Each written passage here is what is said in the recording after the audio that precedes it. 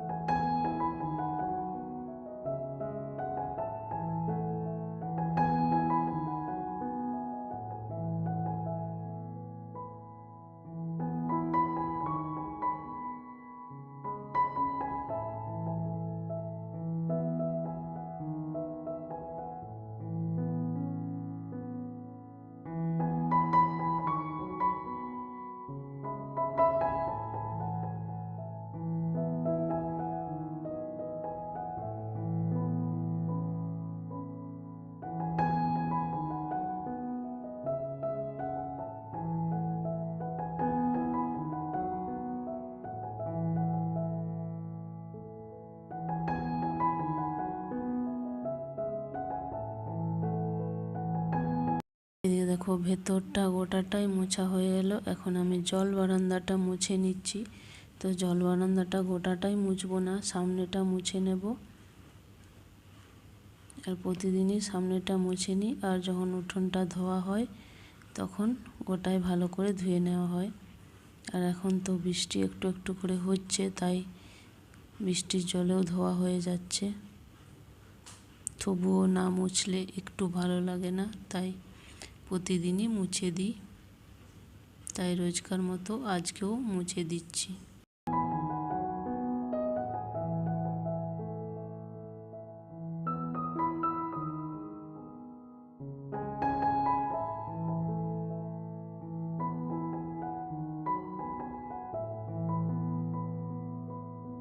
এখন ওই ঘর থেকে চলে এলাম আমি এখন রান্নাঘরে। তো দেখো ফ্যানটা কালকে রাতে লাগিয়েছিলাম, তো ভেতরে রাখা ছিল, বারান্দাটায় রেখে দিলাম।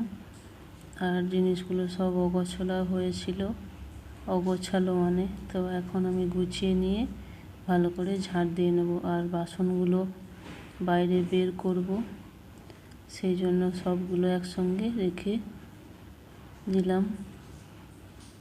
দেখো দু একটা জিনিস সরিয়ে নিচ্ছি। চলো বাসনটাকে বাইরে রেখে দিয়ে আসি।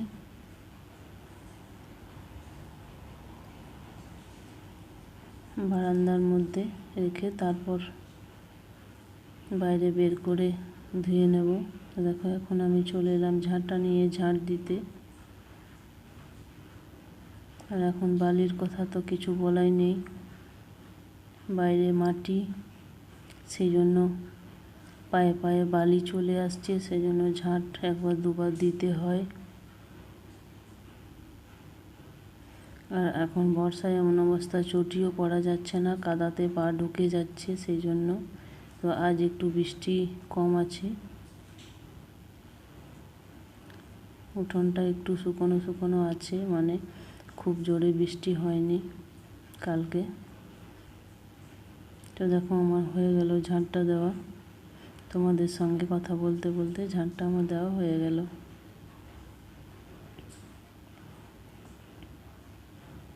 আর কালকে রাতে জিনিস এনেছিল, সবগুলো ভরা হয়েছিল, কিন্তু সাবান গুঁড়িটার ভরা হয়নি। কিন্তু এখন বাসন ধুতে গিয়ে দেখছি সাবান গুঁড়িটা শেষ হয়ে গেছে একেবারে, সেই জন্য দেখো ভরে নিলাম বড়টার মধ্যে। আর ছোটোটাতে কিছুটা ঢেলে নেব, বড়টাই ভরে দিলাম। আর এদিকে দেখো আজকে আমাদের বাড়িটা গোটাটাই মানে কাল থেকেই ঘাসগুলো তোলা চলছে। তো আজকে দেখো প্রায় শেষ হব।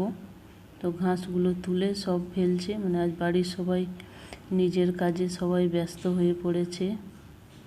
দেখো মনে হচ্ছে যেন সেই আশ্বিন মাসে যখন ধান কাটা হয় তখন এইভাবেই গোটা মানে বাড়িটাকে পরিষ্কার করা হয়। কিন্তু এখন 2 বছর ধরে আমাদের কোনো চাষ হচ্ছে না, সেই জন্য আর চাষের কাজ হয় না, মানে তো বাড়িটা পরিষ্কারও ঠিকভাবে হয় না। এবছর দেখো গাছ লাগাবে মানে সেই জন্য ঘাসগুলোকে সব তুলে ফেলে দিচ্ছে, এক জায়গায় রাখা হচ্ছে, সেগুলো আবার পচে আবার সার হবে।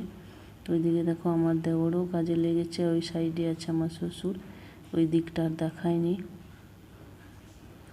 আর আমিও নিজের কাজে ব্যস্ত হয়ে পড়েছি, আমিও ঝাড়টা এই সময় দিয়ে নিলাম। উঠোনটা ঝাড় দেওয়া আমার হয়ে গেল।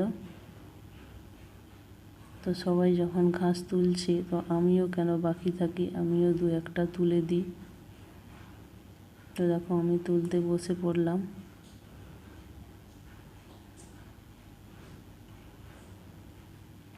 আমার আর অতটা সময় হয় না, 2-1টা করে তুলে আমি সামনেটা পরিষ্কার করে রাখি, নইলে বেশি হয়ে গেলে তখন আর তোলার সময় পাবো না। সেই জন্য আমি যতটা পারি চেষ্টা করি সামনেটা ঘাসগুলো তুলে ফেলে দিতে। কিন্তু অত বড় বাড়িটা তো একার সম্ভব না একার দ্বারা, সেই জন্য সবাই মিলে আজ লেগে পড়েছে,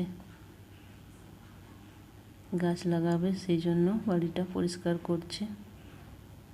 আর এখন আমাদের এবছর বলছে যে চাষ আর করবে না, গরু আর কিনবে না, গরু বিক্রি করে দিয়েছে।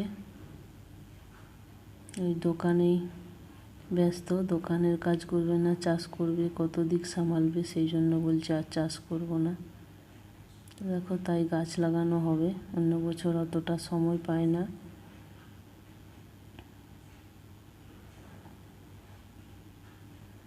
এরকম আমিও সামনেটা 2-1টা তুলে দিলাম। এত ঘাস হয়ে গেছে, একেবারে ঝুড়ি ঘাস। দেখো ওই কর্নারটা কতটা উঁচু হয়ে গেছে।